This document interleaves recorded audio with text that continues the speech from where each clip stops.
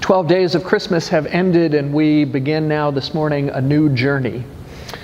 Epiphany is always January the 6th, but most years it comes on a day that we are not together. So this year we have Epiphany on the second Sunday after Christmas, and we hear the story of travelers from afar coming to acknowledge the very special nature of this one who was sent into the world by God. And I don't say this newborn Christ because in all likelihood the arrival of the wise men of the Magi happened 2 or 3 years after Jesus' birth.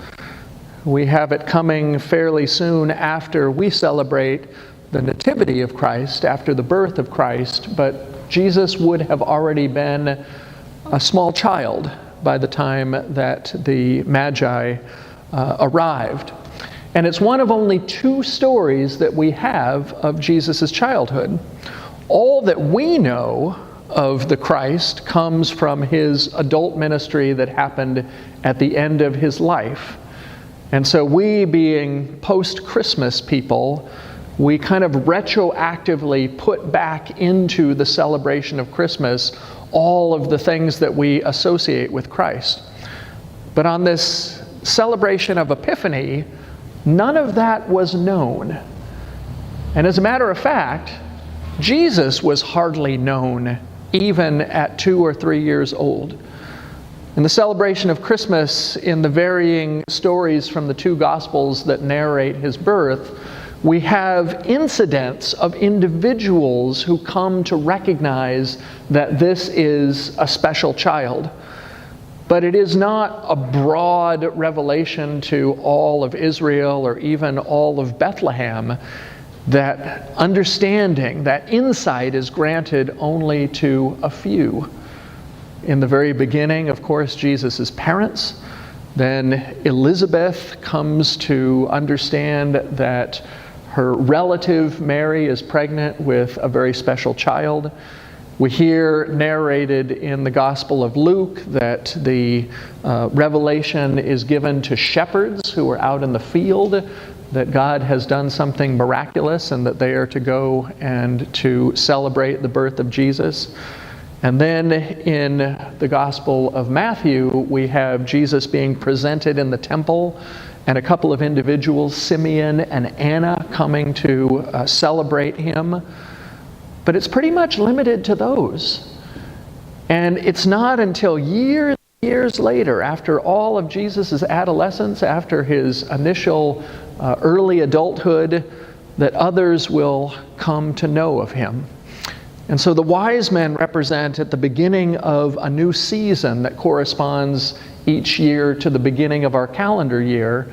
The wise men represent pilgrimage and discovery.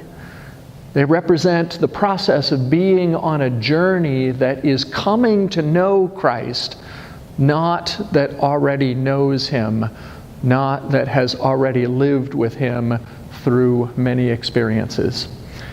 And it's hard sometimes when we have journeyed already a great distance to think back to what the beginning was like. What it was like when we came to hear about the Son of God, first had somebody explain it to us if we were in childhood, had to grapple with whether this could really be a real story if we came to faith in adulthood.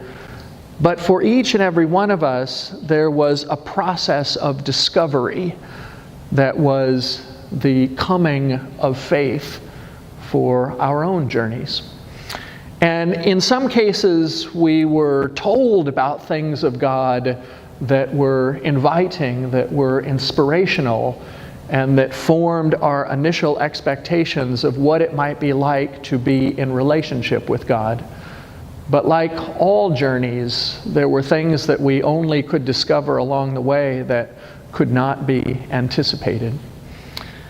This last week there was an article, a summary article in the New York Times from a lady who has been traveling to a different place weekly for all of 2018.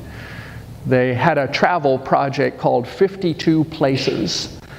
And she was narrating about how in the fall of 2017 she responded to an advertisement seeking people who wanted to go all around the world at the New York Times' expense and go and see 52 places in 52 weeks. And she thought, a dream job!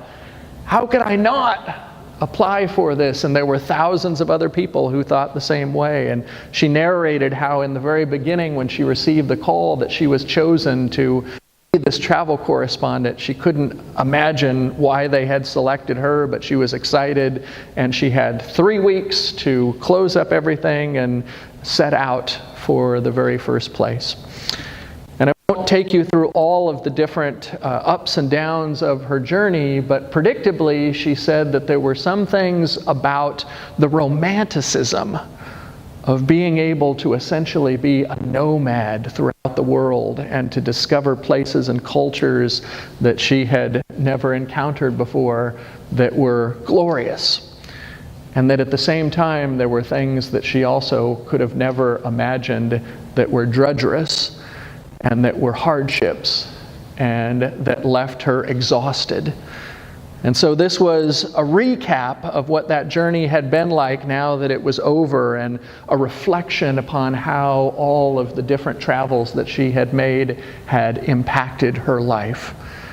And I couldn't help but thinking as we were coming up to Epiphany about the journey of the wise men, about how they had received an indication that they were to set out for this place, Bethlehem, and to discover a young child there, and how they were filled with anticipation, but how there were things about what that journey would entail that they never could have anticipated. They discovered along the way. Their lives met some circumstances that they were expecting, and they were transformed by other things that they could not have possibly anticipated. And so you and I continue, no matter how many epiphanies you have already been through, to be on a kind of pilgrimage of faith journey with God. Even though this is not our very first epiphany, we are still discovering things that are taking our relationship with Christ in different directions than it may have gone before. We are going deeper into the ways in which we have known Christ and come to rely upon and draw strength from His presence in ways that are maturing and getting stronger. And epiphany, in its very meaning, means to shine light upon. And so as we come to a new season of Epiphany once again in a new calendar year, my prayer is that our eyes will be open to where God is shining the light in our lives in relationship to the life of Christ. That we are open to continuing to be transformed in some ways that we might hope for, in some ways that might seem glorious and privileged as we are invited to be God's beloved, and also in some ways that may be a surprise, recognizing that where you and I are in our lives this very day, in the start of Epiphany 2019, is a place that we have never been before, is a place in life that we have not yet experienced. And that as we continue to travel and journey, that we would make God our close companion on that way. That we would not be afraid to be open with God about doubts and fears that we may have, about longings and yearnings that exist in our lives at present. That we would be quick and enthusiastic about giving thanks to God for the ways in which we are and have been blessed in our journey so far. And that we would be bold to ask Christ to continue to transform us, to not be contented with the status quo, but instead to be open to having our lives meet the life of Christ, who is continually drawing us to new experiences in this journey of faith. The wise men left left their encounter with Jesus, and they didn't go home the way that they were expecting.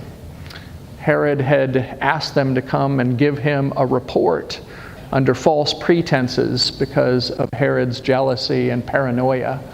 And so they were warned in a dream to go back by a different road to protect their safety. We don't know what the road is that we will be called upon in this year to come. This is a popular season for predictions and prognostications about what 2019 will bring. But the only way that we discover what that will be is by living it.